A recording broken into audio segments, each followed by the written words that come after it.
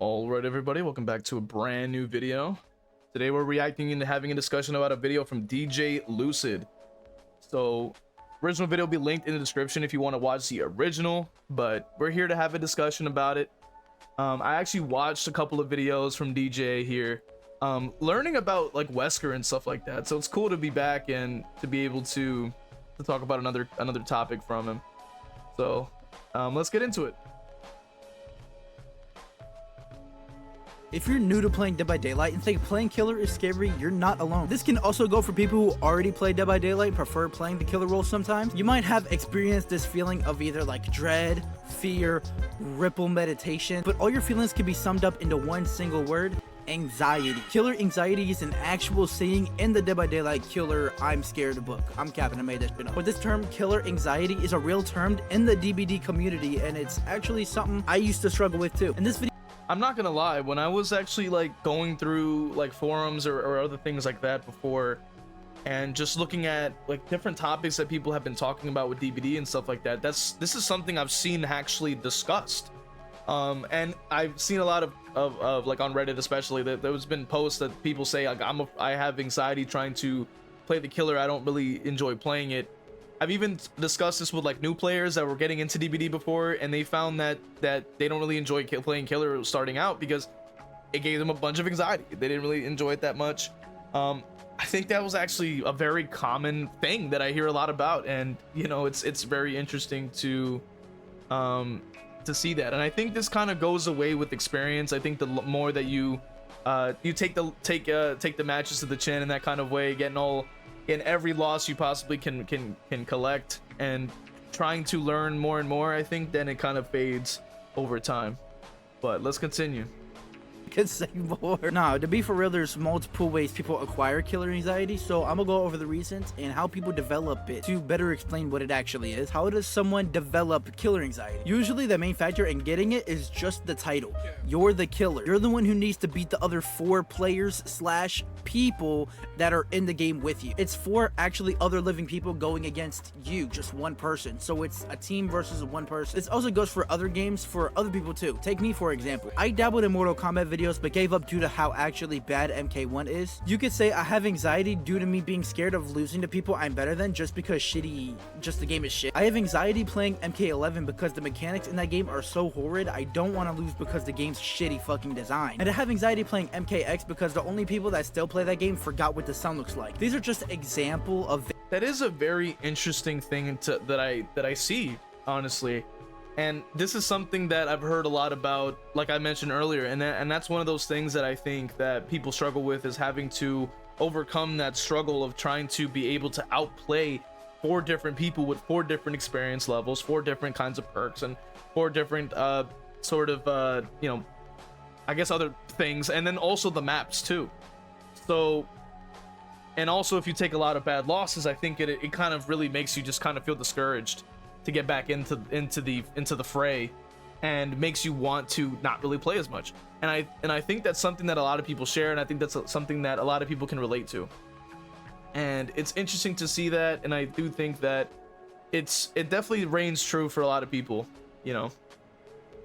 And I've heard a lot about it. I've really heard a lot about it. Let me know if you guys in the comment section, if you guys maybe have, when you started out, have you experienced this before? Anybody who's trying to get into killer, are you currently experiencing anything like this? Video game anxiety, and it's easily applied to DBD too, especially because since it's not a 1v1 game, it's a full-on 1v4. Being scared to play is only normal, so if you're new to DBD, it's okay, you will get used to it. I'll give you all the tips I can at the end of the video, and the timestamp is on screen right now if you don't want to wait. Other ways people can develop this type of fear is through experience. Now before I continue, listen to what I'm about to say. I mean both sides. Contrary to popular belief, there are people that enjoy playing both roles in this game equally. That is hilarious. I've said it many a times. I'm not one of those people. I only play killer. I have played survivor in the past, but it just wasn't for me. That's perfectly fine.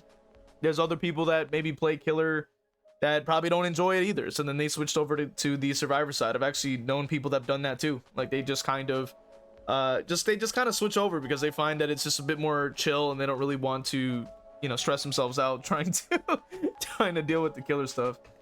was saying, I'm not gonna say whether the game is killer sided or survivor sided, but both sides have some very nasty things they can bring. And if you're on the side of the killer, there are some survivor players that will use the most broken things, not only to make the game unwinnable for you, but to make the game miserable for you. Survivors who sabotage hooks whenever you pick up is so strong that it's actually banned in some tournaments. And in regular online games of DBD, there's nothing stopping this, and it sucks to go against. Hey, look, once again, we hear it again, you know? And mind you, I've made a video talking about this exact topic many times at this point. I think I've talked about it maybe 3 or 4 times in different ways. This person, once again, has said it again. There's people that, as I've said, they come in, they do not really have any consideration for your fun or what you're trying to accomplish or what you're trying to do in the game. This is just a normal thing that happens, and we have once again somebody completely different is saying the same thing. So because there are some people that are just in disbelief that that is a possibility and that actually occurs. It is something that happens, you know what I mean? Survivors can bring a perk combo that make it so you have to down them on the pallet. If you pick them up, they're guaranteed to get pallet saved by a teammate, but if you wait longer than 5 seconds, well, they're guaranteed to get themselves off of the pallet. This also sucks to go against. There's survivors that will dedicate their whole game to getting guaranteed flashlight saves, never letting you do anything, and it sucks to fucking go against. Survivors will bring you to a severely survivor-sided map, and it sucks. Survivors will body block, hide, and pre-drop every pallet in gen rush, and then put you in nearly uncounterable situations, and when it's all said and done, they will teabag you at the gate. Thank you. I mean, I don't have to say a word after that, honestly. He describes exactly what I've been thinking. I'm glad that once again we hear it once more. The same take that I've had in a different video. Once again, I'll link the video as well, talking about this as well. You know, like, not everybody who plays the game is trying to have fun with you if you're a killer player. I know that's crazy to believe, but it's true. There's just people that are focused on their own fun. And that's why I have also have shared my philosophy that I'm going to just focus on my own fun. And there's people that maybe see the game differently. That's perfectly fine, but that doesn't take away the fact that this is still a reality for people. Even though you were playing a killer that you really like but are relatively weak and there's nothing you could have done about it due to your killer being slightly underpowered. These are just summaries because there's so much more I could get into. Killers also have dirty ways of playing, but this video isn't about that. But situations like this can easily lead to killer anxiety, and also this is valid. Don't think you're any less of a person if you're scared to play killer. It's honestly somewhat normal. It's pretty normal. Anxiety is a normal thing every human will experience. Like, there's nothing wrong with it. There are some side effects and relatable feelings of people who get killer fear have, and here are some of them. The first and biggest side effect is not being able to pick which killer you actually want to play. Do I want to play Trapper? No, because this character is weak and gens fly. Do I want to play Huntress? Not really. What if I get a shitty indoor map? Do I want to play Kaneki? Even though I love Tokyo Ghoul, I don't want survivors to teabag me whenever I lose. Do I want to play Dredge? Not really. Locker spawns can be terrible and his chase power is really mid. Freddy? I don't even know what he does for real. Skull Merch? Pig? No, I don't want people to pre-drop every single pallet, rendering my bear traps useless. Do I even... That right there describes the experience I've had with this game plenty of times. Sometimes I'll even load up the game and just because I've kind of run through my mains in that kind of way where I go, do I want to play Ghostface? Well, not really. I got to deal with X, Y, and Z reason. And then I'm like, okay, do I want to play Freddy? Not really. I mean, I got to deal with these other problems. Or do I want to play Chucky? No, he also has these other problems. And I'm like, okay, well, do I want to play Myers? Well, yeah, not really, you know, because of other reasons or whatever have you. And then at that point, you're just like, well, never mind. And then you just kind of close your game and you just play something else. But, you know, that is something that I can relate to. I think Pyramid Head, sometimes I think it's just kind of it's definitely something that I experienced before. Like, just you just kind of don't really want to play it after a certain point because of it. And that is completely relatable. Let me know if you guys agree with this too, but I go through that. Sheesh. You know, especially with the changes we've had recently, I'm like, I'm good. I don't really feel like getting on and dealing with all that. Like, you know, a lot of these perk buffs were insane. I'm like, nah, I'm okay. I'm all right. even want to play killer? I don't go through this specifically, but this is a cycle almost every killer player will go through whenever they develop killer anxiety. Another side effect is something a lot of killer mains do, and that's bring the most vile, sweaty things they can bring to almost guarantee the win and play the game in the most unfun way, but the most effective way to play killer, which is to not even bother picking up survivors and leave them on the ground for 5 fucking minutes, or focus on getting a single survivor out of the game as fast as possible. Both ways are almost impossible to beat when you're playing solo queue, where you don't have 4 people communicating, knowing all the callouts of where every fucking generator is on every fucking map, every fucking perk a killer can bring. And yeah, I get it, you know what I mean? There's a lot of people that prefer the casual. When I do play, obviously I focus more on trying to win in that kind of way, at least back when I did play more often. Now obviously I've taken, you know, some distance away from the game, and that for that type of reason it just kind of stopped really being as fun or as interesting. But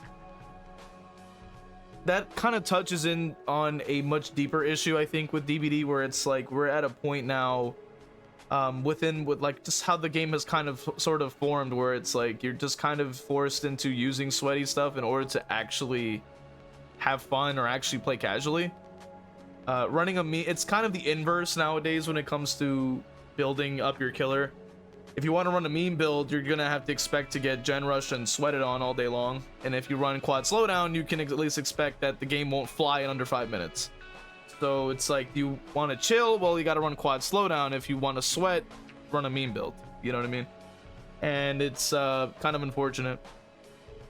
And we were gonna see, like, I think if the haste and hindered stacking had actually gotten removed, I think it would have made the game even worse. I think for that reason, it's because of the mere fact that the build variety already is very slim, and it only gets slimmer if we take away haste and hindered stacking, because at least those will have some unique and interesting perks to put on. But after that's gone, then what's left? Like, you know, just slow down pretty much, and a chase build. And even the chase build is not really that good because it doesn't help you defend against gens, so the game will still fly in under 5 minutes.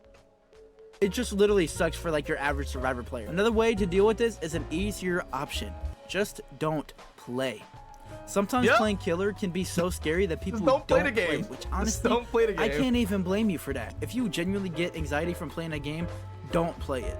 Unless it's a horror game. Stop being a little bitch. But nah, saying you quit the game due to it being too stressful, that's perfectly fine and it's valid. Now let's talk about why some killer players don't really develop killer anxiety. First reason is they love the challenge. They love the fact that it's one of you and it's four of them, varying in skill, perks, maps. It just makes it so much more interesting for you. Trying to win on a plethora of killers with different powers and different perks is something they look forward to. Losing, learning why they lose, and getting better, that's why they love playing killer. So developing a genuine fear isn't super common. The thing is, I also do share that idea as well. Like, I want to pick up characters that I have a genuine interest in, and I want to improve with those characters at the time that I was playing more frequently.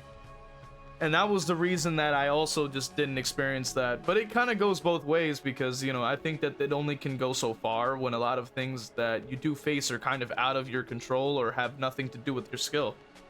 You know, especially if you're going against, you know, the strongest perks. I mean, you know, they're just strong perks, you know what I mean? And if you don't have any way to counter it, or like depending on the map, you know, maps play a big part, depending on some killers, and perk balancing is not great. So a lot of the time you can sit there and say, well, I probably could have played better, but then you also kind of sit back and wonder, how could I have played better at that point? Because a lot of the things that favored them were the map, were the perks, were the gen speeds, right? So like, you know, how far can you point at yourself and say it was my own fault when, you know, they are on Area of Crows and they have a gen speed build and it's a swift, and then they also have every perk in under the sun, right? And you're playing Trapper or something, right? How much further can you say, hey, like that it was my own fault, and where do you draw the line as to where it was a skill issue, and where do you draw the line as to where it's out of your hands at that point? And I think that is a part of why I would think that some players step away, because it's not very rewarding to have to experience going through that sort of grind of going through a bunch of just terrible maps and having bad experiences, and then just kind of walking away unfulfilled, and feeling like you just kind of wasted a bunch of time. The reason is they frankly don't care. I win, I don't care. I lose, I don't care. It's just a game at the end of the day. And the third way is because they're probably someone who doesn't get on the game often, so it's more of a hobby, so they really don't give a fuck. Or it's just something they play when their main game gets boring. There's definitely more reasons that I just can't think of, and I don't really care to think of right now, of people who don't struggle with killer anxiety. So if you're somebody who plays killer and you don't really get this, or you got over it, put some tips down in the comments for newer players or people struggling to play killer. Give them some tips that'll help them get over this feeling so that they'll be more willing to play killer. And last but not least, how can you get over killer anxiety? It's pretty simple, honestly. It all comes down to what exactly gives you this feeling. You need to figure that out. Is it the survivor's top? That is an interesting concept as well to talk about, is what causes that in the first place, and I think in itself can be its own video. Now I do think that Killer Main Sage and also DJLuc here have really covered that topic, so I'm not sure how much information I can really throw into the bowl, I guess, in that kind of way. I would want to throw my hat in the ring in that kind of way, but how much can I really add? I mean, is what I'd start to kind of wonder. I probably could provide a perspective, but I also don't want to sort of repeat what the points were unintentionally. So that's sort of my perspective on it at the very least. I don't think that it's not like I don't think that I can give much, but I'm not sure. Right, I'll have to kind of brainstorm a little bit if I were to come up with that video idea. But yeah, hey, yo, what is that? What the hell? Toxicity? Is it the map offerings? Is it the bully squads? Is it the fear of failing, getting outplayed? I can't state exactly what it is for everybody, so let me put as many tips as I can right here, so maybe you can ask yourself these and try to get over your killer fear. If you're scared that your skill with the killer you want to play isn't good enough to win games, just play the killer. The only way to get better at Deathslinger's gun is to use Deathslinger's gun. The best way to learn Huntress's hatchet arc is to keep throwing your fucking hatchets. The best way to get The best way to get better at playing a killer is playing the killer. I know it sounds like common sense, but you have to learn to improve. If I give one person a book on how to drive for a week, and I give someone a car to drive for a week, who do you think is gonna be the better driver after that week? At the end of the day, you're gonna lose matches, and that's okay. It's a game of Dead by Daylight. This game's almost a decade old. You miss your shots, you miss your shots. You're gonna get better. You press the wrong button. Yeah, that is extremely valid, I would say, especially if you're starting out. That is something that I would recommend. And you know, it was just unrelated somewhat, but I have offered coaching in the past before, and for members and stuff like that can get like one-on-one coaching and things like that for trying to improve at the game. Maybe less so now, obviously, maybe because I don't really play the game as much. But either way, I do think that with the knowledge I can pass on, which I also have match reviews that don't require anything besides joining the Discord and submitting your gameplay in the dedicated channel. Make sure you include your hours. So if you are like, you know, you do have a match where it was a tough one and you just kind of wanted to know, like, you know, how you could have improved, or if you lost, you want to know why you lost or how you can improve, you go ahead and submit it there, and I'll be able to, you know, put it on here for everyone so that they can also learn from it as well. You're not gonna press it next time. That comes with experience and learning the killer. Don't skip out on learning how to play a killer that you like because you're not good enough when you don't put in the time to be good. The only person pressuring you for your lack of confidence is you. The survivors don't care. They're gonna forget they faced you by the next match because they're gonna get destroyed by a slugging Kaneki. Isn't the survivor toxicity? Just remember that people that are doing this toxic stuff to you does not happen every game. You're not going against a Saba bully squad every game, so don't make that excuse. Anti-slug, gen rush, that's not happening every game. Unless you're super good at the game, which you shouldn't be watching this fucking video. Your games are gonna— Damn, he's right. Oh man, he's right. Because I don't, like I've said before in probably a different video, I just don't know if I'm like unlucky or something like that, where I just ended up constantly going against these really tough teams like all the time. It's really strange, but it happens a lot to me.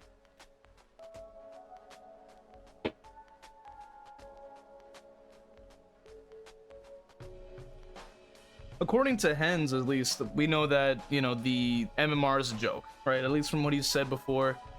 And who knows, right? I really don't know anymore at this point. It's maybe, like I've said, I just get unlucky and I just get matches that I just don't want to deal with.